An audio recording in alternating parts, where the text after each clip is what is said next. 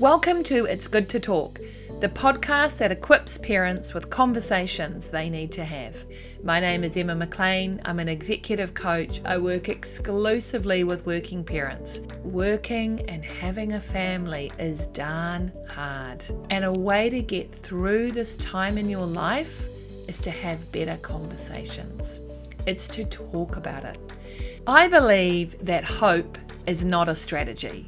Asking for what you need is, and that's why it's good to talk. Let's get into it. Welcome back. It's your friend Emma, and today I am delighted to have Emily Parks here. Emily is the marketing manager for the Dr. Libby Group, where she leads brand and content strategy across 2 wellness brands, all while juggling life with 2 primary school aged kids. I do love that word juggle. It's meant to be for circuses. It's like a fun act, but it's not often fun.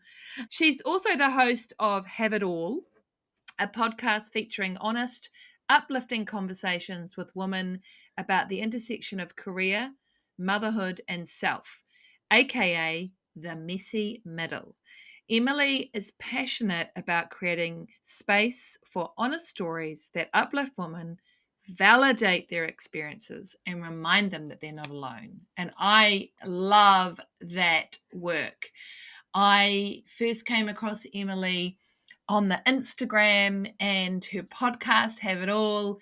And I really love that last intention from Emily, stories that uplift, validate, and remind women that they're not alone, because, that's so important, because we can feel very alone. So I thank you for that, Emily. And let's kick it off by saying, Kia ora, welcome. And what else would you like to share with our listeners? Wow, thank you so much. Kia ora. Thank you for having me. Yeah, this feels very. The tables Oh, are I actually. turned. The tables I know. are turned. I don't want to admit it, but I was fine up until now. As you were kind of giving me that intro, my nerves started to kick in, and I thought, here we go. No, I am Emily. I live in Auckland with my partner and our 2 children who are at primary school. And yeah, that's so funny, that word juggle. We're all doing it, right? Every single person comes back to that. And I don't know if nobody likes to say that they're busy anymore because we all just say it. I'm kind of feeling like that's what juggle is, but I don't really know what else to say. We're just doing We're it. just doing it, right? Well, they just do it. They just seem to do it. I mean, I think for me, it's where does this word juggle come from? For me, because I often find that only mums use it, I feel like it's a continuation of a conditioning that a lot of women might have to just smooth things over. Just get on with it. Don't complain. Like what do the royals say? Never complain, never explain. It's like, I think that it makes it sound good. It's probably a continuation of like, nothing to see here, we've got it all sorted, but in fact, underneath the water, everything's going 50 million miles an hour.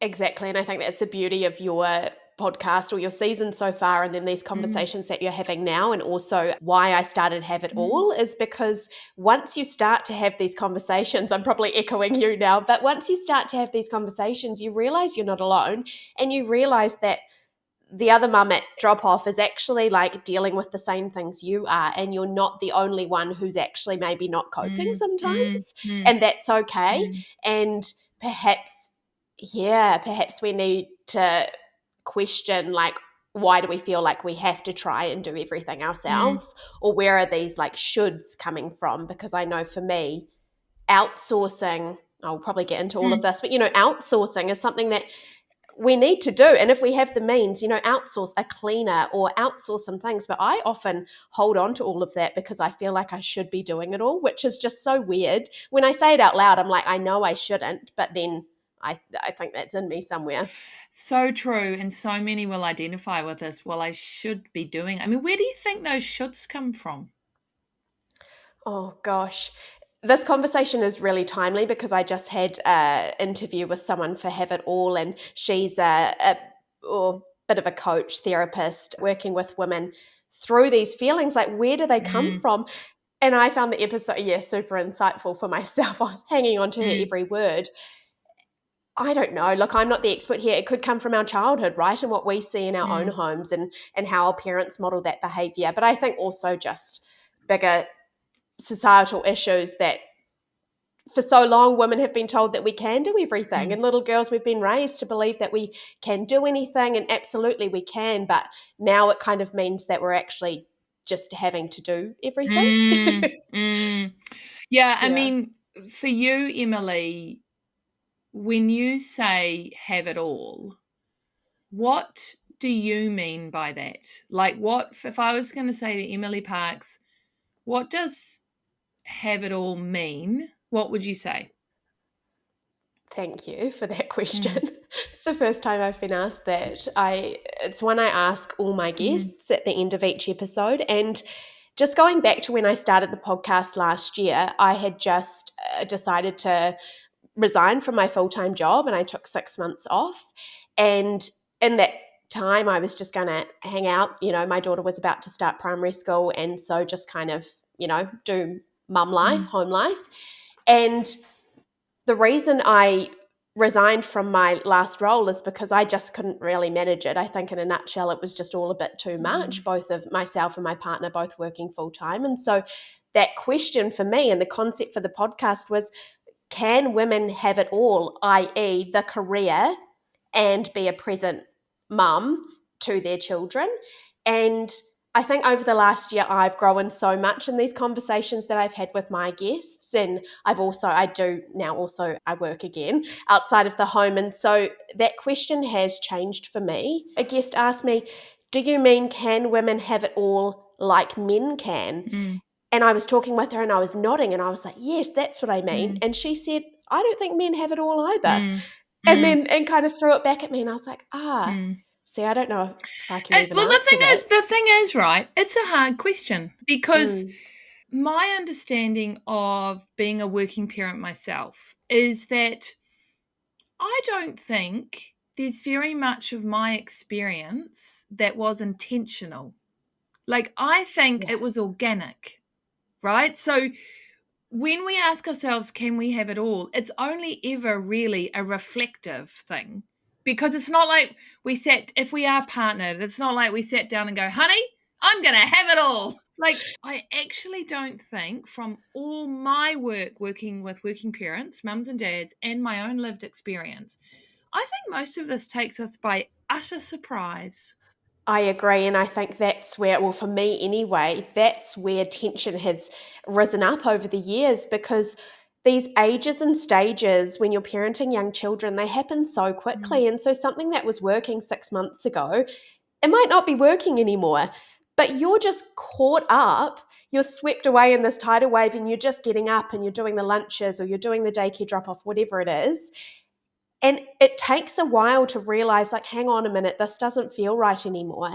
And I think then you've got those layers of, especially as women, I mean, I can only speak to my experience, but you've got this pressure that you should be coping and you should be able to do all of these things like everyone else, although, spoiler, they're not Yeah, exactly. they're not doing all of it. Yeah. And yeah, I think until you pause Mm. or until maybe you hit the wall, you don't realize that things aren't working. And so yeah, having it all. I love that. What did you just say? With intention. Yeah, I think I haven't seen, and it's a little bit why I've started It's Good to Talk, because I wondered, well, what are the conversations that if we set an intention of having would make a difference to us as we work and live in the system that was never designed for parents to be working and living in. Do you know what I mean? Mm. Because I Yeah. feel like making it up as we're going along is we can get through, but also some of us don't get through. And I just wonder how we can make it better and whether or not we need to be more intentional in the conversations as opposed to reactive or organic. Yes, and it's kind of funny. I just say I've learnt so much in this last year, but some of the conversations that I found really hard. We had our children quite young, so we were the first of our friends to have kids, and so I didn't really have other people to talk to about it. And also in the workplace, my colleagues either weren't having kids if they were my age, Mm, or they were a bit older. And so Victor and I aren't married, that doesn't matter. mm, But, they kind of were married and then they were having a baby, and it was all mm, expected. And so these difficult conversations I had were like when I was pregnant, and then just announcing that, and then I mean, I wasn't that young, but announcing that, and then having that conversation about mat leave.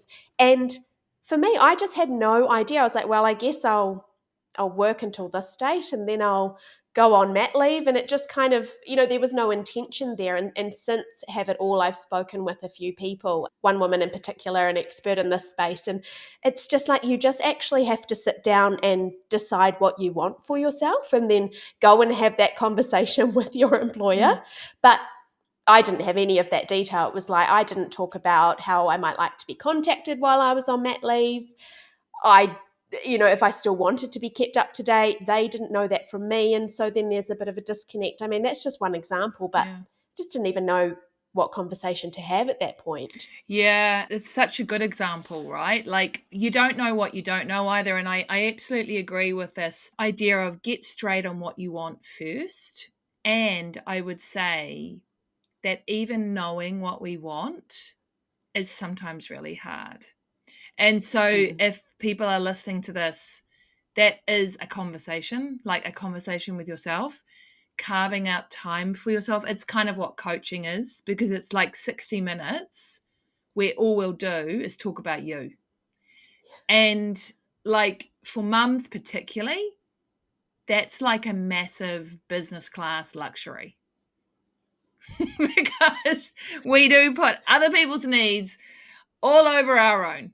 And so, yeah, that's what I find with a lot of my mums is if you give them 60 minutes, they'll be able to work out what they want. And otherwise, when do we have this time to figure out what we want? No, and I think if you've got friends you can talk to, I've always found that super valuable. But of course, as first time parents, that's a bit tricky if you don't always have people around you. But would you say as well, I just think we have so many assumptions about what things are going to be like, or there's a lot of judgment out there, right? Just in society about, even now, about women going back to work. And so you might just think, okay, I'll take a year off because that's what other people were doing. So you just think you'll do that. But actually, yeah, there's not that thought behind it or understanding of why you might do that versus, say, I don't know, if you have to go back early for financial reasons, then yeah, and what that Mm. entails. But also, with that case of parental leave, who knows how we're going to feel after we've actually had a baby? But this system makes us know before we know. Like, it's like, put in your leave request. And you're like, Yeah. hmm, like we don't know, but we pretend to know. And we have to work with the system and just, never complain or explain. Just get on with it, right? And what Yeah. if we talked about it a bit more openly, a bit more honestly? If you think about yourself as a working parent, what conversations have been important for you? Whether that's with yourself, with your partner, with your family, with various employers. What do you think has helped you as you reflect? Yeah, I would have to say with my Yeah. friends, and that's kind of two part. I think one, for getting inspired and motivated from my friends and how they're making it work as a working parent, but also sometimes if I'm in my head too much about, over the years I've held several different roles since becoming a parent, part-time, full-time, that kind of thing. And yeah, there's been some times that there's that tension that things aren't working or we need to do a bit of switch up. And I was just reflecting before this podcast, my daughter, we put her into kindy, and so that was like 9 a.m. to 2:30 or something like that, quite traditional short hours. And that doesn't really work with parents working full time, to pick your child up at 2:30, right? And so just one example of how I'd get in my head, I'd often think, okay, well, I don't know, all these other mums who have their kids at kindy must just not be Mm, working, or they must just be working part-time, because there's no way that anyone could make this work. Victor and I are just juggling, and it's putting such a strain on everything. And then I talk to my friends, the other mums at kindy pickup, and well, these ladies work full time as well. And I'm like, and so you have these conversations. Oh, well, how are you making that Mm, work?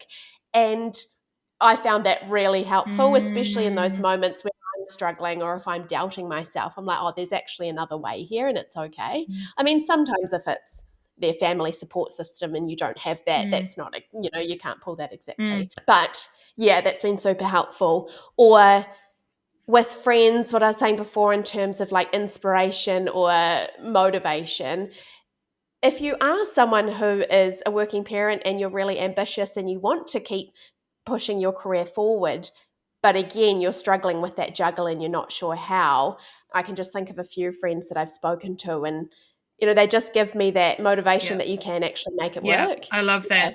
I love that. Like both those examples you've given, Emily, there are conversations that it feels like have lifted you up because the Yeah. first one, you were making all these assumptions about jeepers, we're the only ones that actually have to work. All these people are Yeah. clearly not in paid work, and I don't know how, we'll just shut up and get on with it. Whereas Mm. when you start to be courageous and go, hey, I'm Emily, just a question, like, how do you do 2:30 pickups or whatever? Yeah. You then build this connection. And then, secondly, if you have a career and you want to continue it and it's important to you, seeking advice and having conversations from people that you value, that are safe, that might also be working parents, that can inspire you, which is going to lift you up, right? Yeah. Totally. And I think, in terms of that motivating, yeah, or inspiring, it's also just giving you that confidence. Like we're talking about these conversations that you don't know you could have. And so giving me confidence in the past to be like, oh, okay, my friend Catherine, she works full time. She works like it's very corporate and it sounds like a very serious role, but oh, she's talking to her boss about leaving work at 4 every day and that's not even a problem. And so, oh, okay, that's possible for me too. Again, these assumptions that perhaps we're holding on to, or at least I did. It's another great example. I think so many, look, it's scary when we need flexibility and we are in an employer where we have a little flexibility, but for example, the boss is awful, we feel very trapped unless we are talking. Unless we know, because and then I will have people come to me and I'll say, you could get that somewhere else. And they're like, oh no. And I'm like, no, you could. Like quite a lot of large businesses are quite flexible.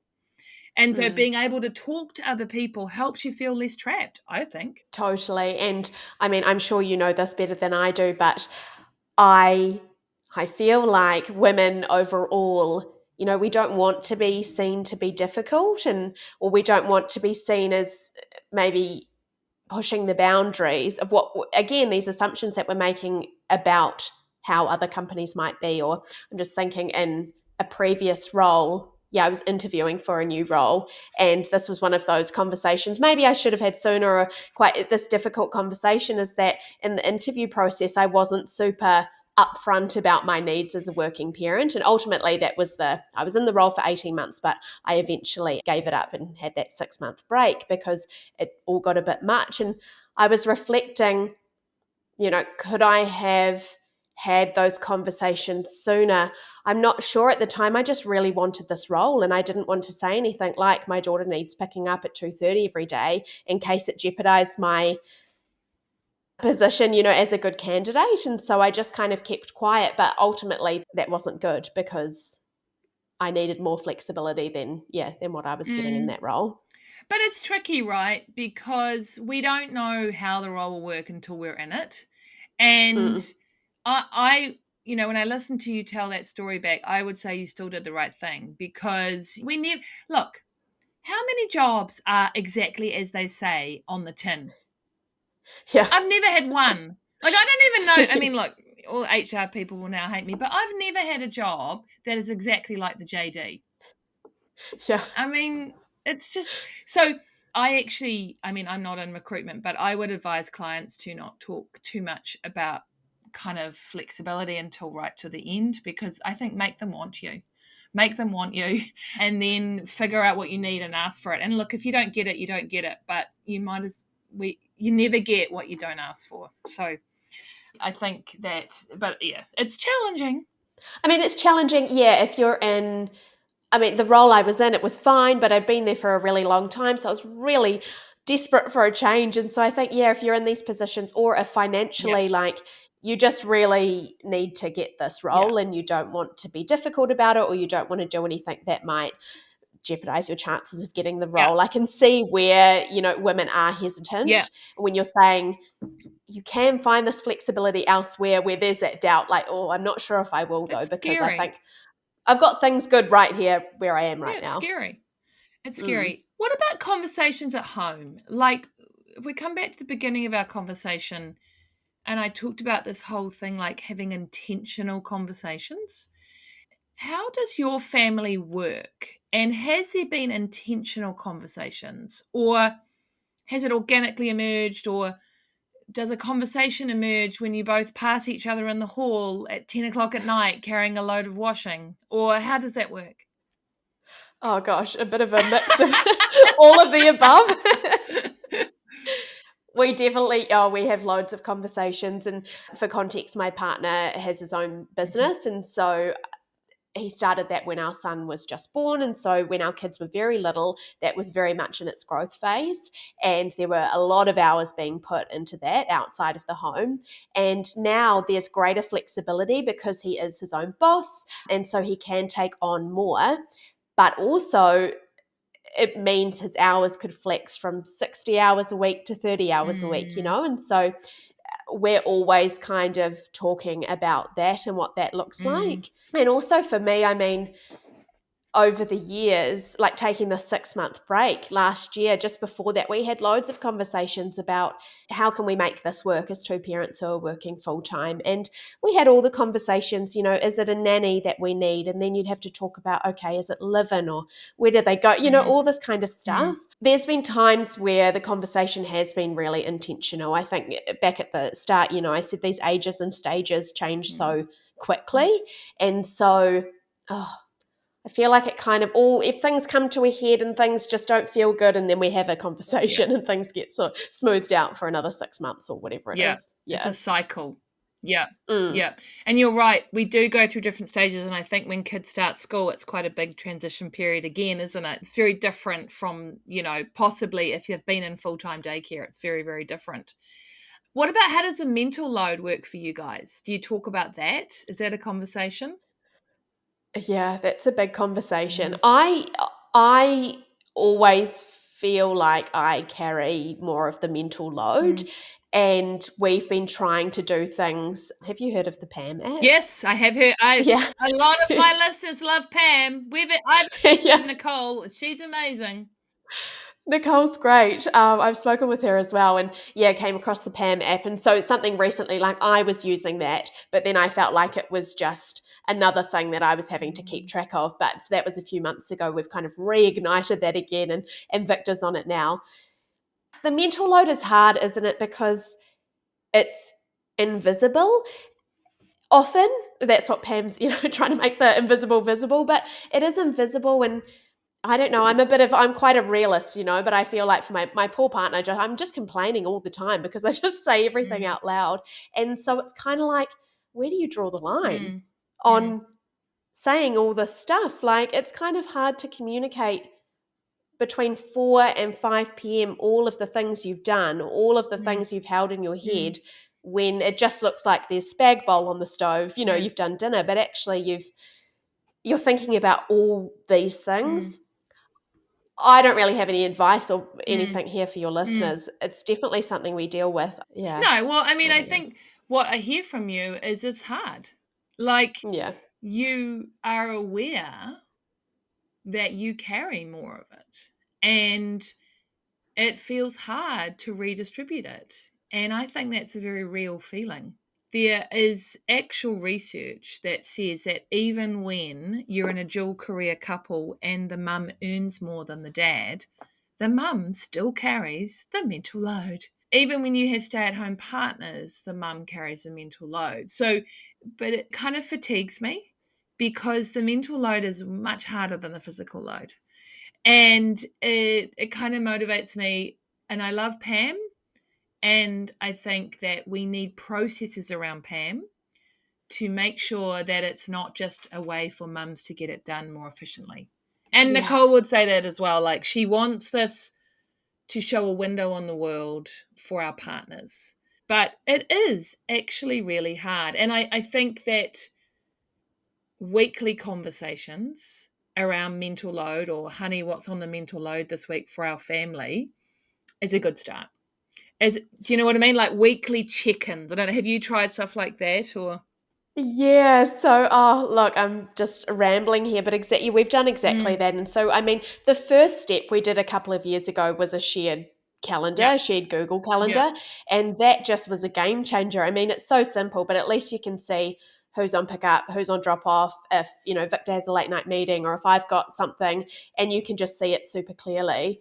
And then the next step, we've got like a shared shopping yeah, list. So if we run out of something in the pantry, we can just chuck it on the yeah, list. And so when whoever goes to do, usually me, but whoever goes to do the grocery shopping, you've actually got it all there instead of, uh, oh, well, we've got no crushed garlic. When you use that at last night's dinner, but it didn't go on the list or whatever it is. So, yeah, systems in place. And yeah, we do have a bit of a weekly check-in. It falls away at yeah, times when we get busy, which is silly, isn't it? Because that's when you need it the yeah. most. But yeah, these weekly check-ins are really good. Yeah, I think, James Clear in Atomic Habits says we don't rise to the Mm. level of our goals, we fall to the level of our systems. And I think things like shared calendars, weekly check ins, because the reality is, right, there's a lot of work at home. Like, Yeah. it's not that we're not doing it right, there's a lot. And so, to your point around outsourcing, if you can outsource, do it. Think of it as an investment in yourselves, your relationships, your family, because it's a lot. And just like work at work, work at home needs to be structured. That's exactly it. And because maybe both of us have worked in corporate, we kind of just get that. Like, to me, it's not weird to schedule a meeting to sit and talk about things that are coming up. But I know for some people, it can feel a bit weird.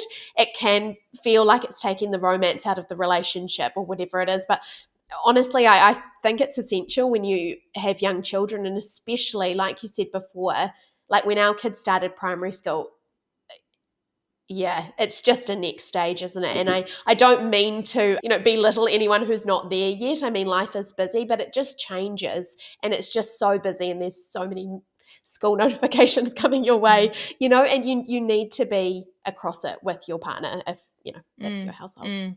Yeah, no, it's hard. Yes. School notices. Oh God. Mm. Even yeah, school notices what your teachers' names are, what Yeah. the room number. Yeah, The the room number. room I was just number. gonna say that. Yeah. Yeah, it's all good. You'll be good at it. What about when you think about your role as a podcast host?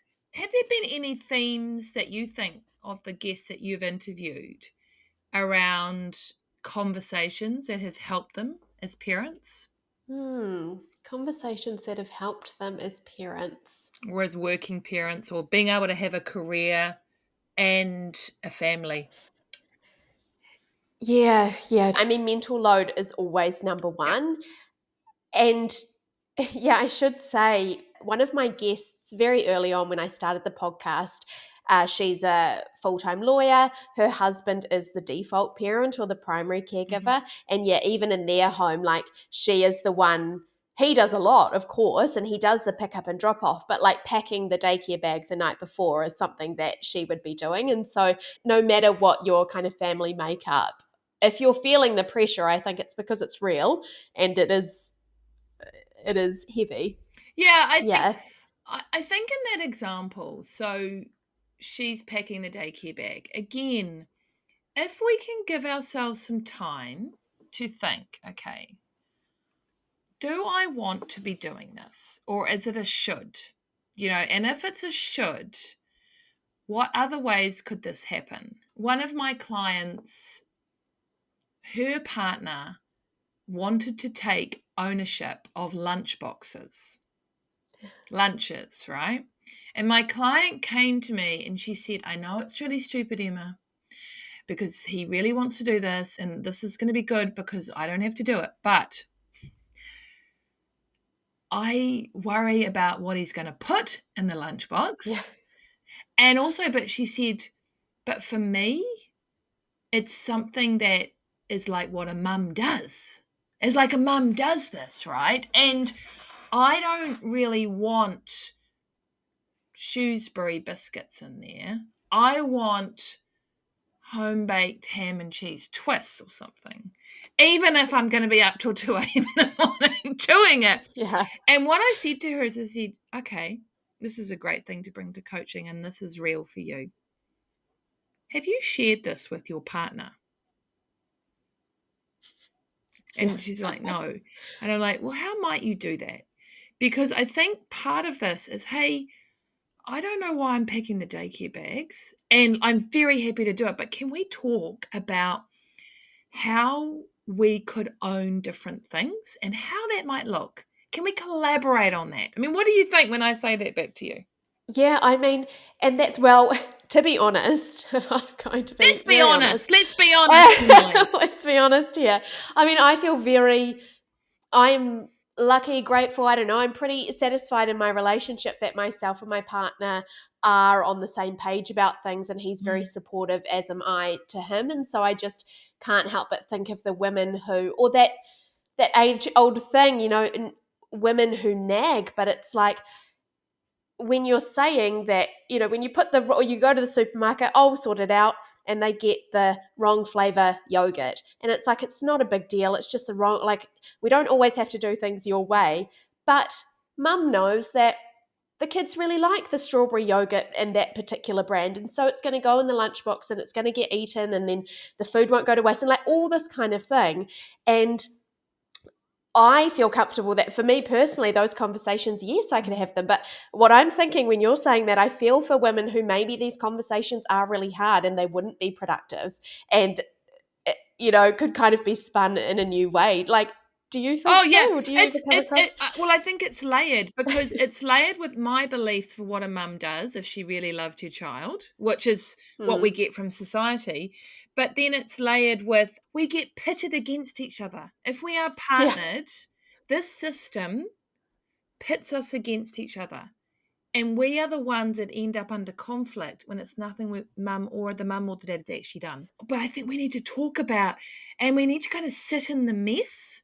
So you talk about this messy middle. We kind of need to sit in it because there are actually no obvious solutions, but we need to sit in it and acknowledge it because I can simultaneously hate having to cook dinner every night, but Yeah. also want to do it. And it actually doesn't make any sense. Yeah. That's me with the lunch Yeah. boxes, but yeah, I do have to admit that. Yeah, Yeah. yeah. And I also think, you need to be able to have these conversations with a little bit of lightness. And I Yeah. think that if you have been the person in charge of lunch boxes, you do know that they like strawberry, fresh and fruity yogurt. You do. You do. And you do know that if you cut the apples up and put them in the lunchbox, they'll be brown by it comes to 10:30 and no one will eat them and then they will come back rejected. And we need to have a relationship where we can talk about this but not feel mortally wounded by either of us. Do you know what I mean? Like with lightness. Yeah. How do we have these Totally. conversations that are light? Yeah. Oh, well, that's the question for our audience, isn't it?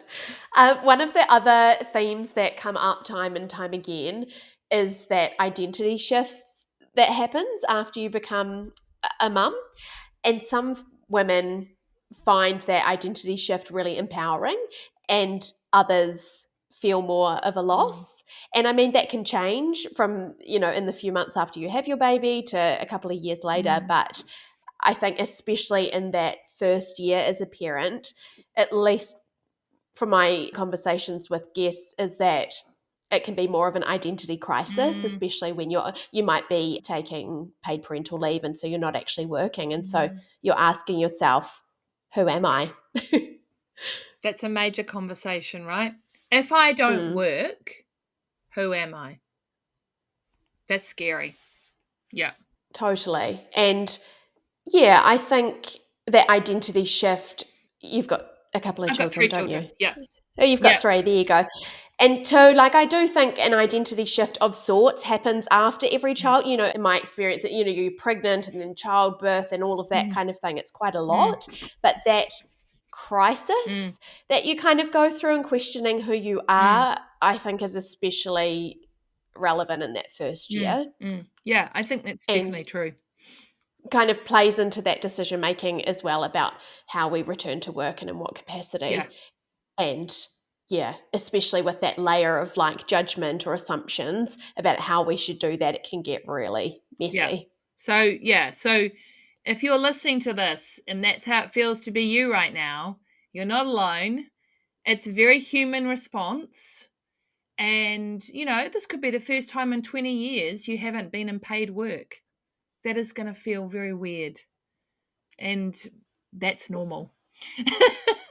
So normal. And I don't think it discriminates for women who have always wanted to be a Mm, mum and always wanted to have kids versus others who maybe came to that decision later on. mm. I think for all of us, we can go through that. Yeah, and I think as well, permission to change your mind. Permission to change your mind on how you feel. I work with a number of mums who, you know, being a mum was really important to them, and they thought that they wouldn't, and they were able to not work. But then they realized, well, I need something for me. I need something for me. And again, this whole have it all thing. How can we weave a life where we can fill our cup with a profession or a career or a creativity pursuit and have a family and maybe have a relationship and that kind of stuff? It's a constant weaving in and out of what have it all looks like, I guess. Exactly. Totally. And, for many mums, their career path is no longer linear. It goes up and down, and you might do part time work or take a break or start your own business. I mean, that has been really common in the conversations I've had with guests on Have It All, those who either went back to work and it didn't feel right anymore, or they were on mat leave and came up with a great idea, but they've started their own business Mm, to work around their children, mm, which is, there's always the other side of that coin as well. I think those who are self-employed will know mm, the level of work that's involved. mm. Yeah, absolutely. Here's a question for you. Have you interviewed dads on Have It All? That's a good question. I actually have not. I'm making sure I've got that correct now. No, I haven't. So, and I keep speaking from, I know your audience is working parents, both Mm, men and women. I think I can just speak to my own experience, but it was more. Look, I'm a feminist at heart, and I think especially when I went through this period last year where I thought, gosh, like there's two of us working full time, but I can't hack it. I'm going to speak to other mums who are dealing with this too. And mm. so I'm not sure if things might change. I mean, I'm trying to get my partner on. He doesn't really, You're like, he'll be the hasn't first said yes one. yet. He's like, I'm not doing that. No, I just ask because I remember there is a lady called Michelle King who is she Australian? I don't know. She wrote a book called The Fix. And she was at a conference, and it was all about how we fix the system, not the people. And she was at a conference, and someone said, how do you do it all? And she said, well, I don't, but we do. So she was talking about her and her partner. And that's why I was Yeah. just, wondering if, and I think sometimes it's kind of like last year I interviewed 10 dads on my How to Smash the Motherhood penalty, which was, it felt like a bit of a zig in a zag world because I'd talked a lot about mothers and what the experience was for mothers. But I Mm. decided to get curious about what the experience was for fathers in terms of framing it up as to how that could be better for everyone. Do you know what I mean? Yeah. Totally. Yeah. And, like learning that for a lot of dads, they feel really guilty when they go back to work and they've left their partner at home who they love with two children, both of whom are sick, and so is Yeah. she. Or they feel like they have a very big provider kind of drive in their head, and that is how they show love and security. And I just wondered around having it all, whether we ask that question to men. Exactly. And I think I mentioned at the start, it was Danny who threw the question back at Yeah, me when she said, "Do you mean have it all like men do?" Because they don't. And I mean, to expand on that, she went on to say that, women get, or mothers get the joy, like these ones that are staying home, like they get the joy and they get this quality time with their kids, and dads don't get that. They go straight back to work and they miss out on so much. And yeah, so that was really interesting. I think also in our family, one of Victor's goals with the business has been to be able to have more time so that he can have more time with the kids and with the yeah. family. And that's something that's changed in the last, I don't know, very recently, probably 1 to 2 years. But now school holidays are not this huge tension point. Mm, It's actually like, he's able to take the kids away on holiday for a mm, week and I get a break and he can spend that time with the mm, kids, or we all hang out together. And that's something that he's been actively working towards. And so, of course, men are they're grappling mm. with all of these issues as well. And I mean, the motherhood penalty, the patriarchy, it affects us all, doesn't it? Oh, Man, totally. woman, child. Oh, totally, Yeah. totally. And I think the story about you and your husband, that's epic, right? That's intentional, and you guys are trying to craft this life. And because, as you say, no one's really thriving under patriarchy. Women are financially worse off. Men miss out in other ways. There are penalties everywhere, and it's complicated. And I think if we can talk about it, if we can know that it's the system and not us, and put that so that we can resolve that, I feel like sometimes the solutions are a bit easier when we're kind of not we've realized what's happening to us, because we've actually been Yeah. set up. We've actually been set Yeah. up. And I think if we can call time on the setup, we can have conversations that maybe not as stingy as other things. Absolutely. Look, your podcast and the conversations I'm having with my guests, someone can go away and, okay, you can't smash the patriarchy, but you can go into work tomorrow and talk to your employer about the need to have some more flexibility in your role. And then it's actually fine. And they say yes, and things work out, It's exactly you know? right. It's exactly right. Like, we can go to work and say, how might I leave at 4 o'clock on a Thursday? You know, full stop, Yeah. silence. We're not asking for you to, yeah. We're not asking us, we're not all riding at dawn. Don't worry, people, stand down. Last Yeah. question. If you could tell working parents to have one conversation that you think has really shifted the dial for you or for your guests, or in whatever part of your life, what do you think it would be? What's one conversation that we need to make sure we have?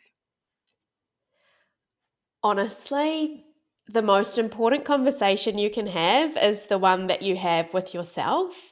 And that's something that I've learned not too late because I've got so much, more life to live, but probably did come a little bit too late in terms of I just didn't know what I even wanted for myself. And so I think we're all just trying to do our best, aren't we? Almost all of us are doing the very best that we can, but the world is so noisy. And often we have to get really good at tuning out all that noise and actually get in tune with what we want. And so, yeah, asking yourself, it might be, what do I actually want from this season in my life? How can I make that happen while raising children without burning out? And what's working in my household right now? And what Mm, isn't.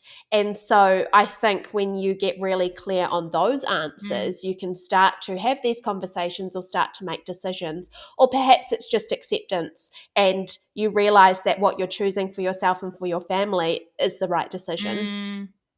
Powerful, powerful.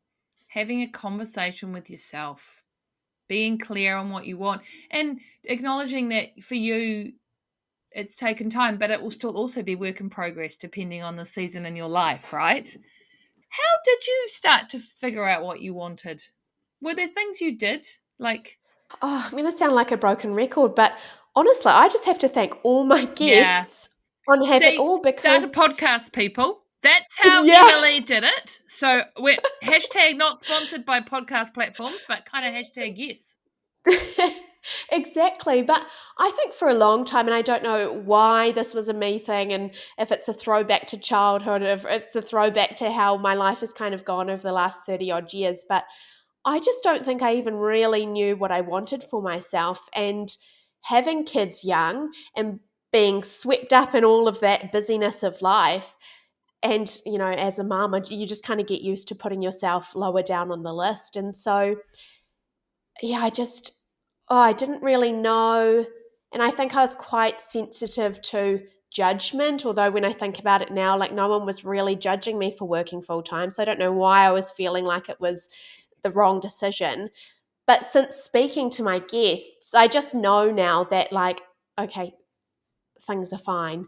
You can ask for flexibility in a role and it's actually okay. And that's what I did in this role, and they offered it and it's all fine. And you can have a conversation with your partner at home about how things are hard and you need more support. Like, yeah. I love that. And work looks different for all of us, and that's okay. And perhaps actually where I'm trying to go with this is, I don't know about you, but like I never look down the street or at school pickup and think, oh, that mum's taking way more care of her kids than that other one, and pit people against each other. I just think, oh, all those kids look great and those parents look like they're doing a great job. And when you start to talk to people, you realize that every single household is different.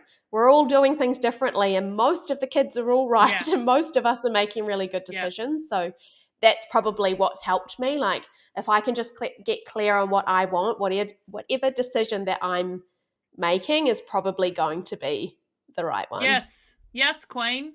Back to me. Back to me. And that's important. I mean, I'm not even thinking about the other parents. I'm just worrying about what we're going to make for dinner. And and Exactly. No, like I'm not even thinking and anything about them. why is the dog limping? And where is the suitcase? That's all I'm thinking Yeah. of, my friend. Thank you very much, Emily. Thank you for your honesty. Thank you for bringing all the learnings you've gathered from your life to date, but also from the podcast. And I want, when I think about our conversation today and how you have created this podcast while weaving a life of paid work and family life, for me, it means you're curious and you know there's more and you've got a growth mindset. And I just want to thank you for that, because we need people like that in our world. And really enjoyed our conversation. I know people will get lots from it. Thank you very much.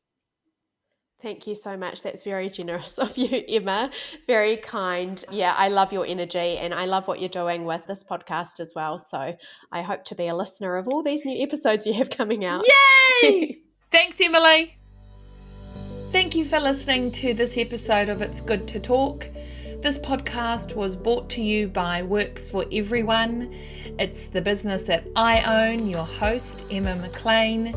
We are a company that partners with progressive businesses to help support their mums and dads in the workplace and at home through innovative leadership programs, executive coaching, and keynote speaking. I hope you did like this episode. If you did, please follow on your favorite podcast platforms, share with a friend, and if you want to know any more information, check out Works for Everyone on Instagram or on the interweb. Until next time, remember, it's good to talk.